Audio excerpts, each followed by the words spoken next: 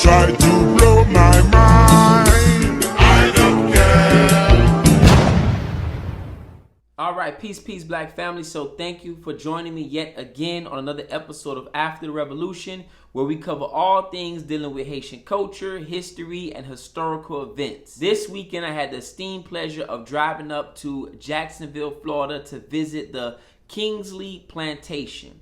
Now, I did not set out to do a video on anything revolving around Haitian culture, history, etc. But I was surprised when I found out that this plantation and plantation owner was connected somehow to Haiti. So I had to bring this information to this channel because I think it is relevant.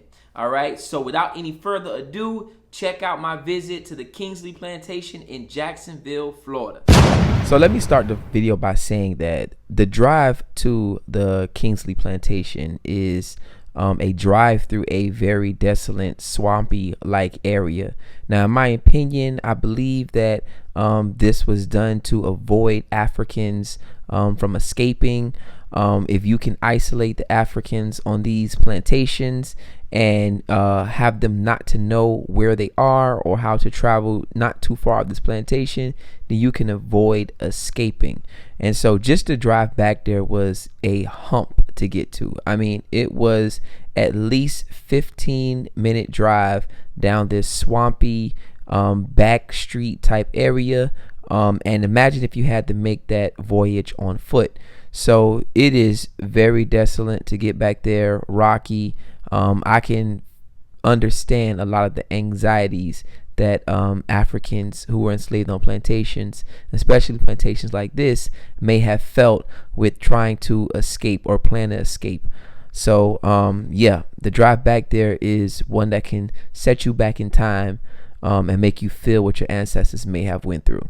All right, peace and black power family. It is your brother Hassan, and today I am in Jacksonville, Florida at the Kingsley Plantation. It is desolate.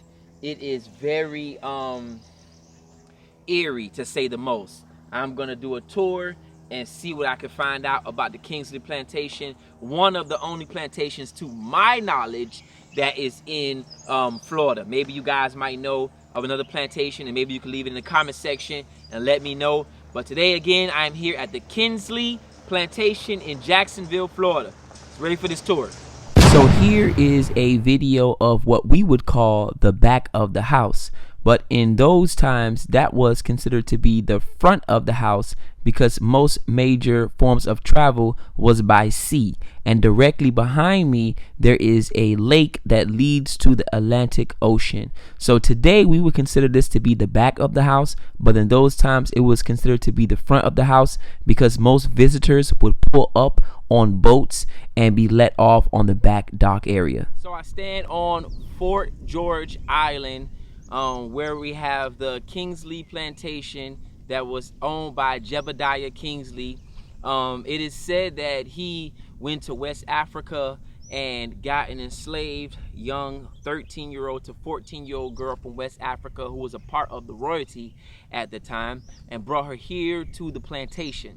All right, so again, we're here at the Kingsley Plantation, and this plantation was basically a task system plantation, which differs from the sun up to sundown plantation where you had to work from sun up to sundown. This plantation was a task system-based plantation where you would work from 6 a.m. to whenever your tasks were done. And then you were allowed to do whatever extra activities you had to do. Now, this was done for many different reasons, right? And one of the primary reasons is that slave owners were able to quarrel rebellions with this task system because it allowed a sense of freedom to some enslaved Africans. After you've done your task, you can do whatever you want to do, right? And so this would incentivize some Africans to actually not rebel or not create confusion or issues on certain plantations.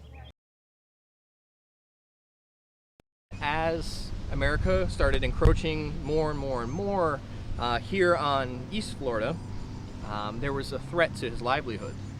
Zephaniah was married to Anna Kingsley, who was Senegal. He also had 3 other wives who were all black, and he had mixed children And when the United States took over Florida from Spain, you had a lot more restrictive laws on mixed and black populations. So in response to this, to the livelihood of his family being threatened, he starts scouring again for a place for them to go, specifically within the Spanish Empire, where Florida originally was, to keep his family protected, to retain their rights, and some of the freedoms that they had under the Spanish Empire. So he chooses Haiti. He's scouring down there again, traveling throughout the island for a couple months. So again, he's familiar with the people, he's familiar with the land, the possibilities that he has there. So he buys a plantation, sends actually his two sons with Anna Kingsley down there because his two sons were not financially secure yet. And because of that, they're at a greater threat than Zephaniah's two daughters, which by 1820s had already been married off to wealthy landowners. So he buys this plantation down in Haiti, sets his two sons up, in fact moves Anna Kingsley down there as well, along with his other family members. Today, through the descendants of the Kingsley family, we have many descendants that we track who have their roots in the Dominican Republic and in Haiti today. In fact, in February during the Kingsley Heritage Celebration, we have these family members come out from all throughout the Southeast that are related to Kingsley and the other plantation owners and the enslaved people, from all throughout the Southeast and throughout the Caribbean. So these sites are linked very intimately because Zephaniah had this deep history within both regions. Wow. Wait, flag on the play. So you are telling me that there are some people in the Caribbean who are connected to chattel slavery here in the United States, and there are some people in the United States who can be connected to chattel slavery in the Caribbean? Do you know what that means? That means that we can possibly share a lineage. That means that my ancestry can possibly trace back to chattel slavery in America. That means that I can possibly be a foundational Black American whose lineage goes into Haiti and vice versa.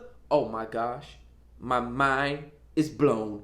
You're telling me that we can be connected, that we can be one group, that just because you come from Haiti doesn't mean your lineage trace all the way back to Haiti, or just because you're in the United States, specifically Louisiana and that portion, that your ancestry may not trace back to the United States? I am flabbergasted. What is going on? So directly behind me is what is called the slave quarters on Kingsley Plantation. Now what's uniquely interesting about these quarters and these homes is that they're made out of tabby, which is like mud and seashells, because we're on a island, right?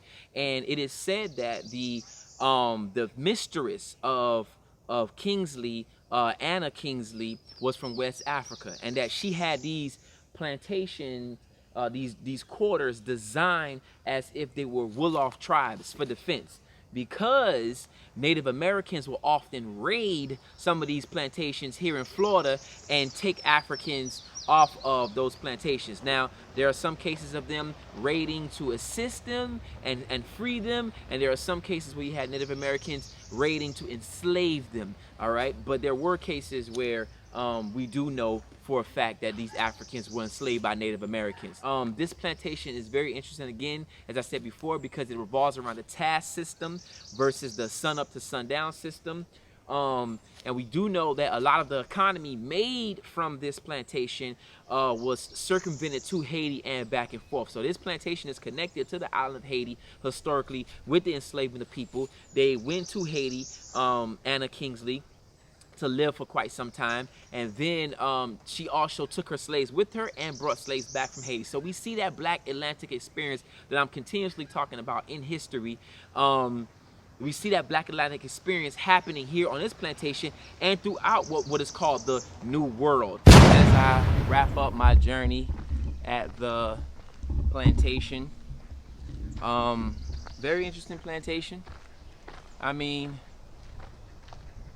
it's very interesting. Hopefully this video was helpful for you. You learned some new things about the task system in slavery, about how slavery differed between the European powers, between the Spanish and the English, how the English had a two-tier system, black and white simply, and how the Spanish had a three-tier system.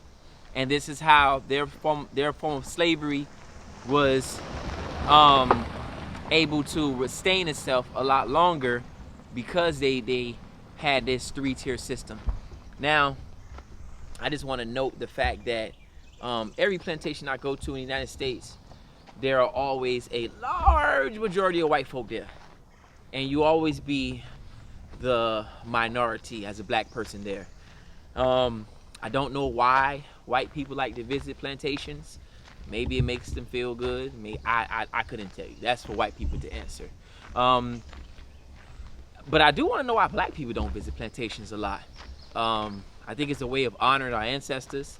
I poured some libations for the ancestors that was here. I left some food behind for the ancestors that were here. I think that's something we have to start doing more. You know, stop being afraid of our history, acknowledge our history, embrace our history, whether good or bad, because that's how we learn from our history. And so I'm honored to be here in Jacksonville, Florida, on this island that used to be a plantation. Yeah, there goes another white person leaving. Bye, Bobby. Yep.